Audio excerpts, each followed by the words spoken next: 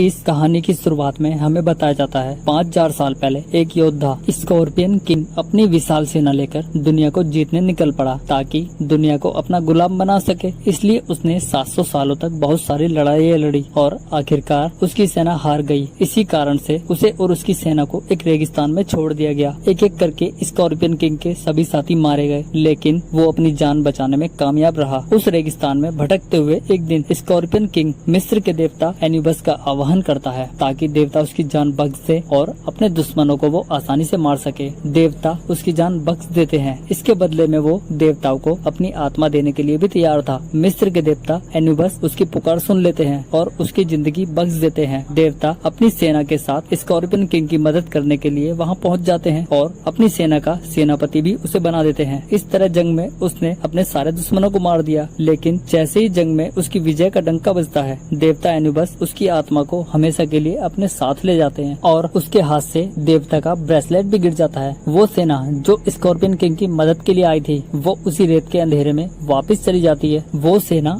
आज भी उसी अंधेरे में ही दफन है। फिर से जागने के लिए कई हजार साल बीत जाते हैं, लेकिन वो सेना आज भी उसी रेगिस्तान के अंधेरे में दफन है। कुछ साल के बाद हम एवलिन और रिक के बेटे को उसके साथ देखते हैं, जो अब काफी बड़ा हो गया है। वो वहाँ कुछ ढूंढ रहे होते हैं। एवलिन रिक को बताती है वो शायद यहाँ पहले भी आ चुकी है। रिक उसे बताता है यहाँ 3000 साल से कोई नहीं आया। तभी एवलिन को एक विजन आता है जहाँ उसके सामने के दरवाजे को कोई खोल रहा होता है और एवलिन समझ जाती है कि सामने के दरवाजे को कैसे खोलना है। अब एवलिन दरवाजे को उसी चाबी से जैसे उसने खोला था वो घुमाकर खोलती है और दरवाजा खुल जाता है। वहाँ पर उन्हें एक बॉक्स मिलता है। जब वो उस बॉक्स को खोलती है तो उस बॉक्स में मिस्र के देवता एन्यूबस का एक ब्रेसलेट भी मिल जाता है, जो स्कॉर्पियन किंग के हाथ से यहाँ जमीन पर गिर जाता है। जब देवता स्कॉर्पियन किंग की आत्मा को अपने साथ ले जा रहे थे, वो बॉक्स पर लिखी चेतावनी को भी अनदेखा कर देते हैं, जिसमें लिखा था जो इस ब्रेसलेट को छुएगा नील नदी का पानी पिएगा। उसके इतना कहते ही वहाँ किले में चारों तरफ से पानी भर जाता है। वो तीनों वहाँ से बचकर निकल जाते हैं और अपने घर लंदन पहुँच जाते हैं। उधर हम मौत का शहर हनुमात्र में कुछ लोगों को खुदाई करते हुए देखे हैं। उन्हें वहाँ काले जादू की किताब मिल जाती है, जिससे किसी भी आदमी को जिंदा किया जा सकता था।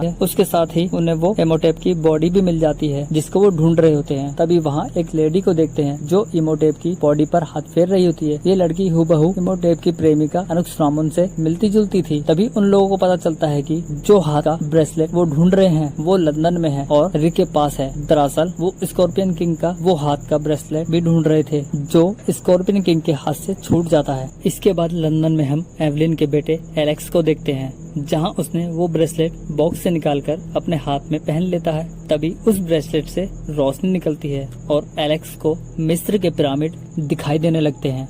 साथ ही वो हनुमात्र शहर को भी देखता है, जिसे हम डेथ ऑफ सिटी के नाम से जानते हैं। इसलिए वो अपने ब्रेसलेट को उतारने की कोशिश करता है, लेकिन वो उसे उतार नहीं पाता। अब वो लोग भी वहाँ पहुँच जाते हैं जो मिस्र के देवता के उस ब्रेसलेट को ढूंढ रहे होते हैं। फिर हम बादशाह फिरौन के रक्षकों के वंशजों को वहाँ देखते हैं, जो कि एवलिन और उसकी फैमिली की मदद करने के लिए वहाँ पहुँच जाते हैं। वो लोग आर्डेथ पर हमला करके एवलिन को उस बॉक्स को वहाँ से ले जाते हैं। रिक उन्हें रोकने की कोशिश करता है, लेकिन उन्हें एवलिन को ले जाने से नहीं रोक पाता। इसके बाद आर्डेथ, जो कि राजा के रक्षकों के वंशज थे, वो रिच को एक फोटो दिखाता है और उसे बताता है ये आदमी एवलिन को उठाकर ले गया है। एलेक्स उसको पहचान लेता है। वो ब्रिटिश म्यूजियम में काम कर रहा था। एलेक्स उन्हें वो ब्रेसलेट भी दिखाता है जो उसने अपने हाथ में पहन रखा था और जिसे पहनने के बाद उसे गीजा के पिरामिड भी नजर आए थे। वो आर्डेथ, जो कि बादशाह फिरौन के रक्षक के वंशज थे, वो रिक को बताते हैं तुम्हारे बेटे ने ब्रेसलेट को पहनकर बहुत बड़ी गलती कर दी है, क्योंकि ब्रेसलेट पहनने के 7 दिन के बाद स्कॉर्पियन किंग जिंदा हो जाएगा। अगर उसे मारा ना गया तो वो एन्यूबस की सेना को दोबारा जिंदा कर लेगा और फिर से दुनिया को तबाह कर देगा, और जो स्कॉर्पियन किंग को मारेगा वो उस सेना को पाताल में भेज सकेगा और धरती पर अपना राज कायम कर सकेगा। इसलिए वो लोग स्कॉर्पियन किंग को उस ब्रेसलेट को ढूंढ रहे होते हैं ताकि पादरी इमोटेप को जगा सके। रिक अपने साथियों के साथ म्यूजियम पहुंच जाता है। वहां वो लोग इमोटेप को भी जिंदा कर देते हैं। इमोटेप अपनी प्रेमिका की हमशक्ल दिखने वाली लेडी से बात करता है। दरअसल उस लड़की का वो पुनर्जन्म होता है और उसे वो सारी बातें याद आ जाती हैं। वो बॉक्स को खोलते हैं, लेकिन उस बॉक्स में से उन्हें ब्रेसलेट नहीं मिलता। इमोटेप एवलिन को आग में फेंकने के लिए कहता है।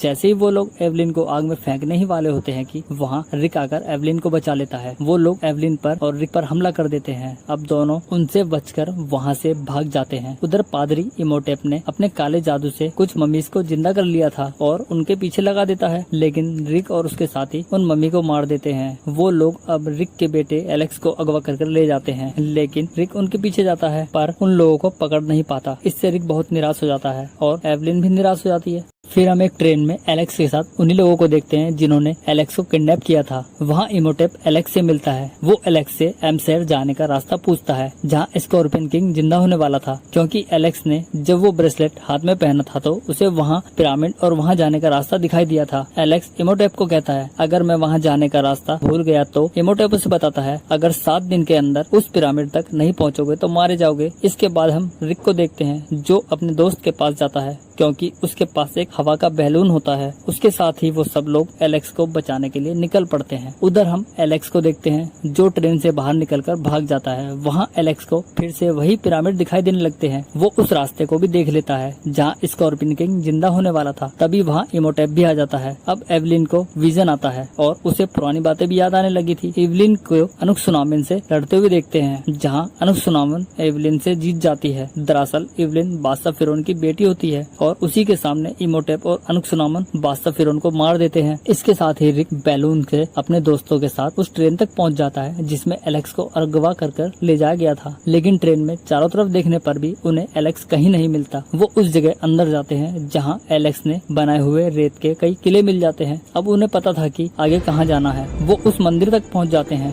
अब इमोटेप को भी पता चल जाता है कि रिक के साथी और रिक यहाँ आ रहे हैं। वो एक पानी की बहुत ऊंची लहर बनाकर उन लोगों पर हमला कर देता है, लेकिन सब लोग बचकर एमशेर तक पहुँच जाते हैं। अब इमोटेप उनके जहाज को क्रैश कर देता है। रास्ते में इमोटेप और उसके आदमी रिक और उसके बेटे एलेक्स के साथ उस किले तक जा रहे थे। तभी उन पर वहाँ जंगल में कुछ ममीज हमला कर देती हैं जो आकार में बहुत छोटी छोटी होती हैं। उन ममीज को केवल उनकी गर्दन काटकर ही मारा जा सकता था। धीरे धीरे वो ममीज इमोटेप के बहुत सारे आदमियों को मार देती है। अब रिक भी वहाँ पहुँच जाता है और अपने बेटे को बचाकर वहाँ से निकल जाता है। अब इन लोगों को पिरामिड तक जाना था क्योंकि सूरज उगने ही वाला था और उन्हें सूरज उगने से पहले उस पिरामिड के अंदर तक पहुंचना था ताकि एलेक्स को बचा सके। रिक्स एलेक्स को लेकर पिरामिड की तरफ दौड़ता है और उनके ऊपर रोशनी पड़ने से पहले ही वो पिरामिड तक पहुंच जाते हैं और एलेक्स का ब्रेसलेट निकालकर फेंक देते हैं। एवलिन भी वहां जाती है, लेकिन अनुक्सुनामिन एवलिन को एक चाकू मारकर वहां से चली जाती है, जिससे एवलिन की मौत हो जाती है। अब इमोटेप और अनुक्सुनामिन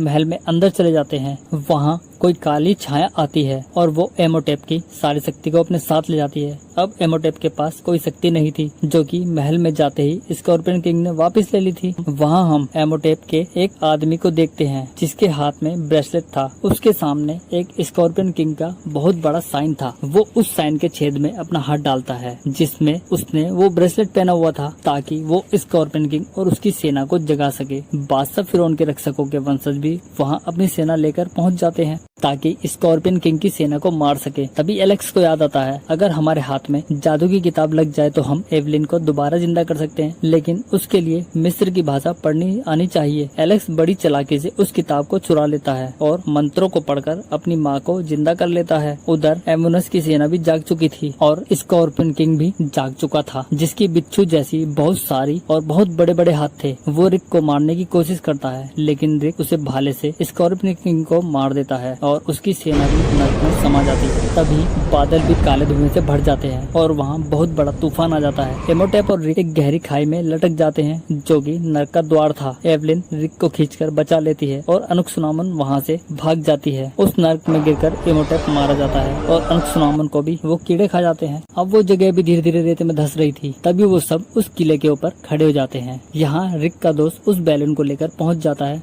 सब लोग उस बैलून में चढ़ जाते हैं और उनकी जान बच जाती है और सारा किला जमीन में समा जाता है। फिर हम बादशाह फिरौन के रक्षकों के वंशजों को देखते हैं जो स्कॉर्पियन किंग को मारने के लिए रिक और एवलिन को धन्यवाद देते हैं और इस तरह मूवी खत्म हो जाती है।